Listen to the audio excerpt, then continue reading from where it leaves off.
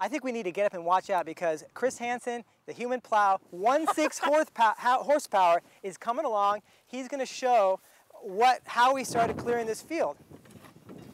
1/6 of a horsepower. 1/6 of a horsepower. It can be done. This is Peak Moment. We are living at a peak of human innovation, information, wealth, and health. But we're also at a peak of population and consumption, with rising temperatures and declining resources fueled by cheap oil and gas. Peak Moment Television, bringing you examples of positive responses to energy decline and climate change through local community action. Hi, welcome to Peak Moment. I'm Janaea Donaldson.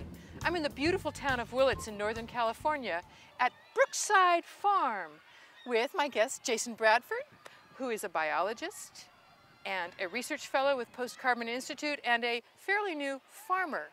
We're at a grade school. Jason, how did this come to be? Well, I'm a parent with kids at this school, Okay. and I was taking my son to class one day, and I walked out to the play area here, and I looked at this big field of grass, and I thought to myself, this is a perfect place for a farm. I'm someone who's very concerned about the environment. I'm familiar with climate change, with energy scarcity, with food security. And I know also that the kids are not eating really healthy food, and there's a big problem with that. So I thought to myself, how do I take a grassy field like this and convert it to a farm? And I want to show you what I've done in about a year and a half. Are you ready to see? Let's go. All right, come on. Oh, this is beautiful. Look at this.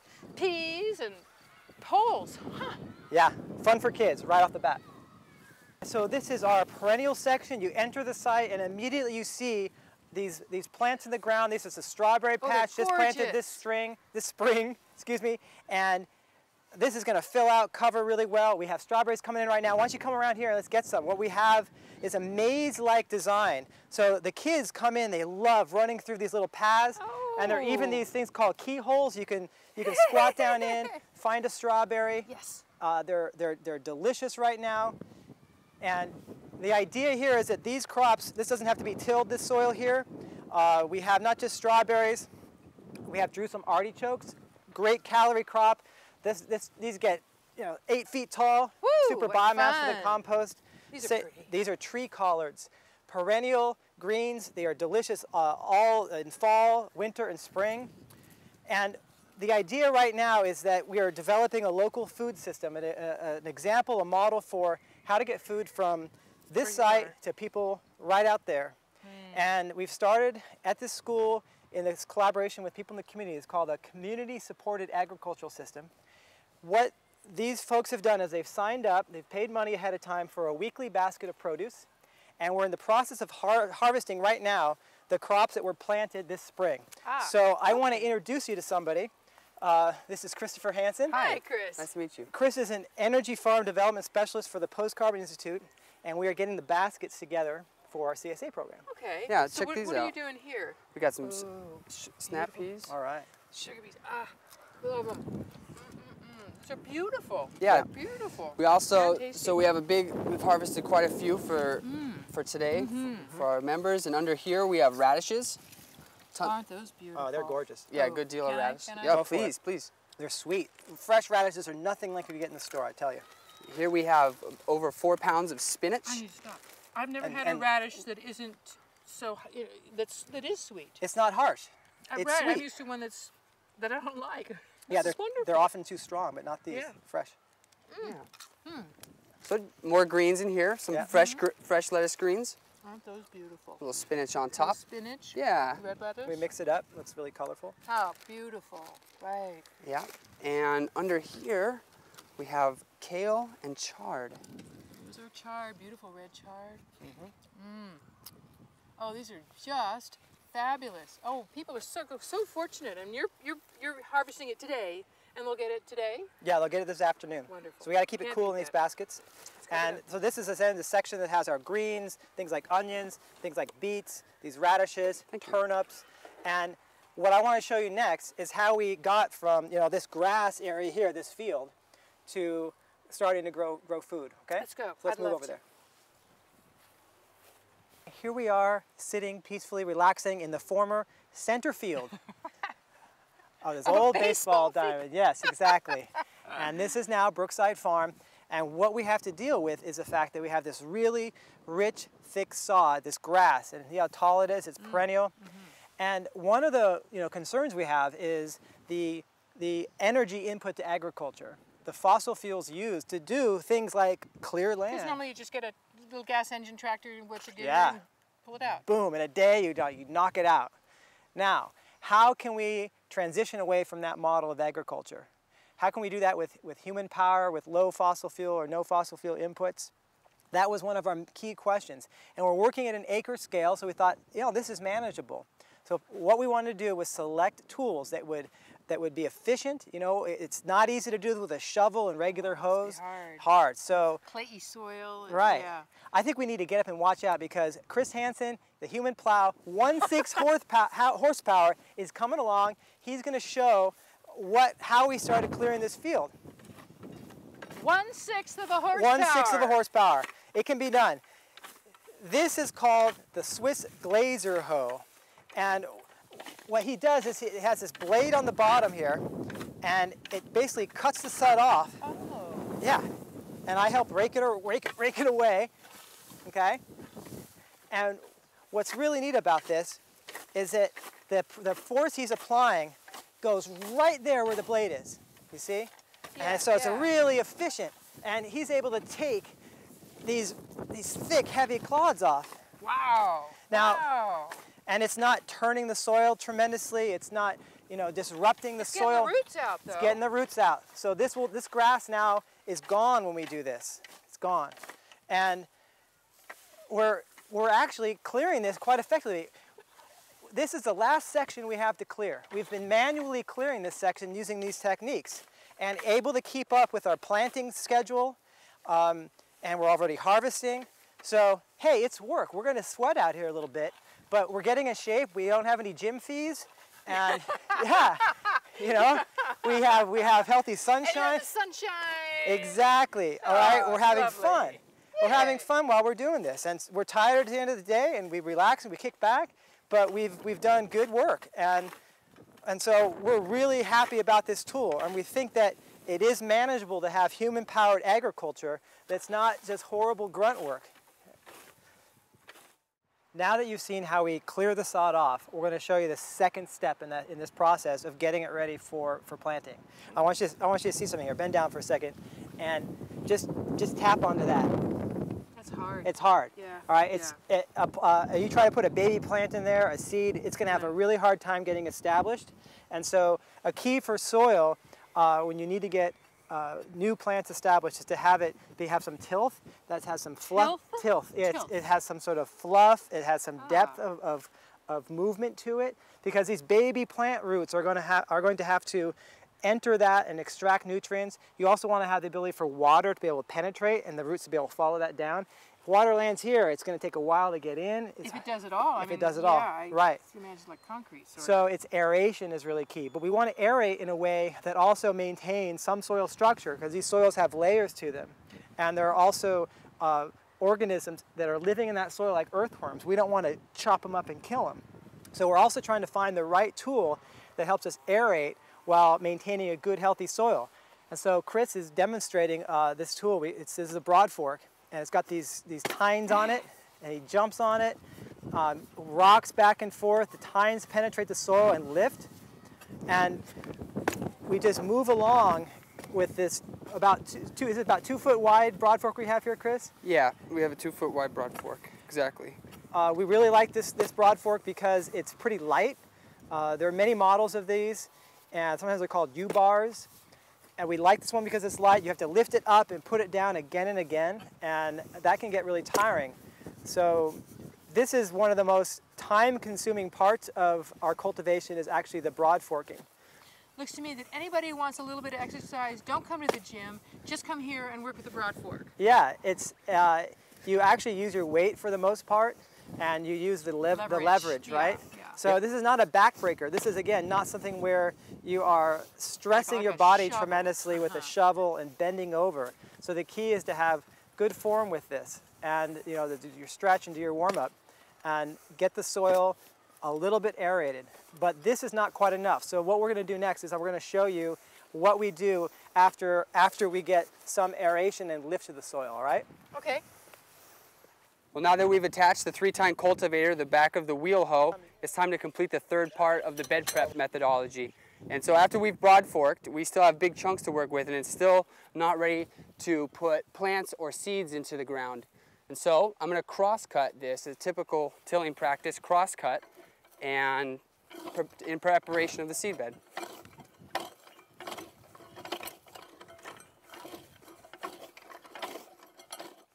All right, Janaya, so we just saw how we clear sod with the glazer hoe, and then using the broad fork to aerate, yeah, and then put a 3-tine cultivator with that glazer hoe to cross-cut, okay? Right, And what we're doing now is we're looking at a bed that has gone through that process and is ready for planting, and we're going to be planting tomatoes here. Yay, wonderful. Yeah, I love it. So this is our summer annual plant section. I want you to get your fingers in here. Look at this stuff. So it's nice and soft, good tilth, aerated. Now, what's really important to understand about soil is that soil doesn't just have the mineral particles of different sizes. Sand is coarse, then you have silt, which is medium, and clay that's fine. And in a balance, it's called a loam. We have a very nice loam soil here. A crucial component of a soil is organic matter and the living organisms in that soil. That's what actually makes nutrients available to plants in a nice, healthy, organic soil. Like what? What grows in, I mean, what's alive in here? Oh, we have bacteria, we have fungi, we have protozoan. There are the macroorganisms, the arthropods that... Bugs. Bugs, yeah. Earthworms, of course. Oh, yeah. All right? Right. And they all play a role in sort of a soil ecosystem. And this is part of the nutrient cycle that permits the plant roots to acquire the nutrients they need to grow. Okay. All right? Okay. And also the soil has a good tilt, so water gets in and the plant roots can expand and access those nutrients. Okay. Okay? But we created some disturbance in this site, okay, by turning it like this and getting the air in and exposing it to the elements a bit. And so look what Chris is doing here. What are you doing? Come on, that can't be pesticides. No, indeed, it's not. It's compost tea. Compost tea? Compost tea. This is a tea that has been brewed using the compost we've made on site. Yeah.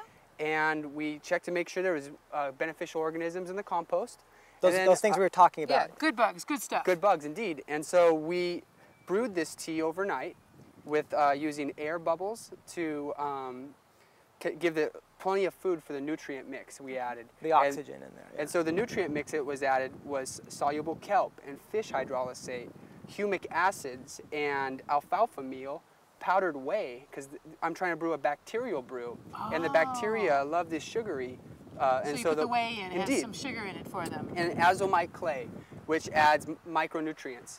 And so I apply this tea to the soil, and as Jason had described, it's now loaded. When we brew this tea, it increases the number of organisms. They grow, and we have to apply the tea quickly. It goes bad in a matter of hours. Really? So we just have finished brewing it, and we're applying it to the soil.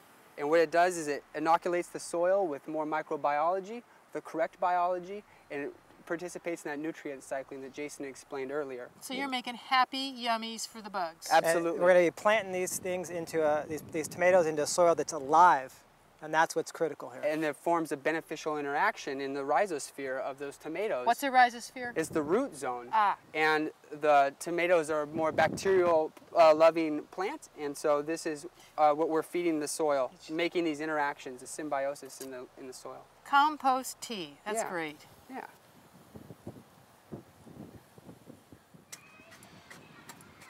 So what we're doing here is we're watching Chris again.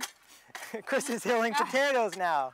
Hilling potatoes. Hilling potatoes. So what we have here is we have a section basically of potatoes. We have about 1,800 square feet of potatoes that we put in by hand. Why using so that many broad fork. Potatoes? Well, potatoes are what are considered an area efficient crop, meaning that for the area you get an amazing number of calories out of potatoes.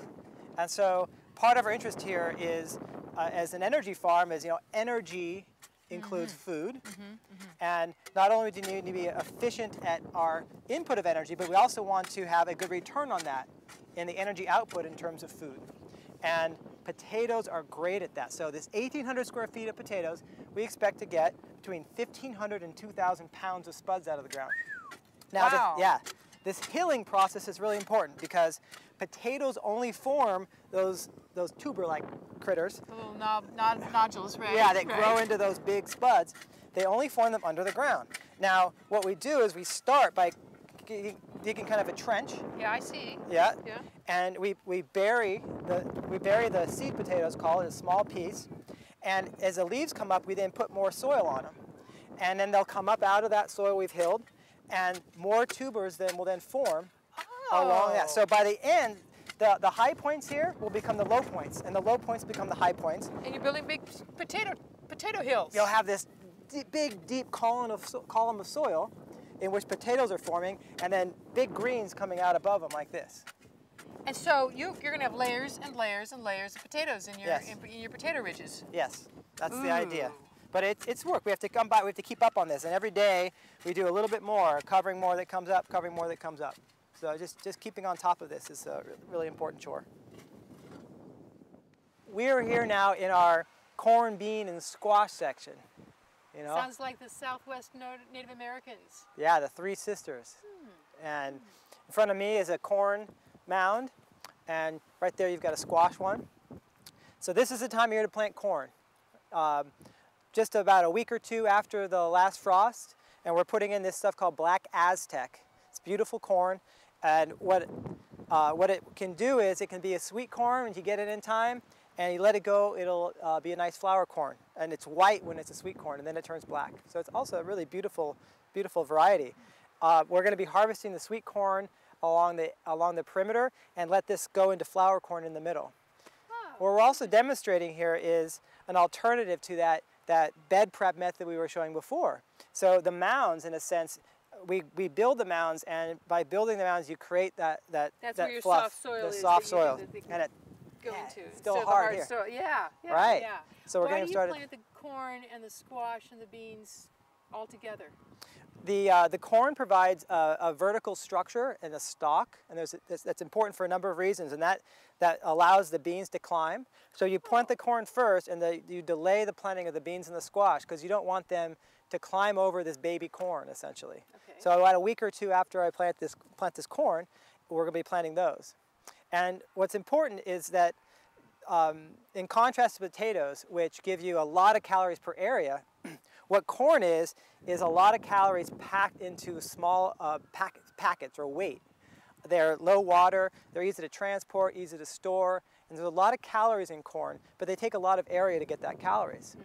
But what's needed in this corn patch is the stalk itself. The biomass in that stalk, the carbon in that stalk, provides then the carbon that goes into our compost pile.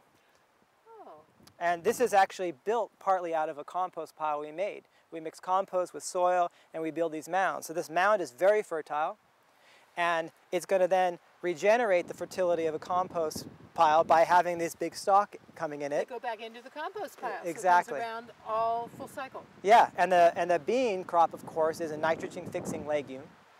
So many interrelationships happening here. It's just it's a real fascinating thing to create this mini ecosystem and to look at how these plants, and these are beautiful plants, how they interact in this patch.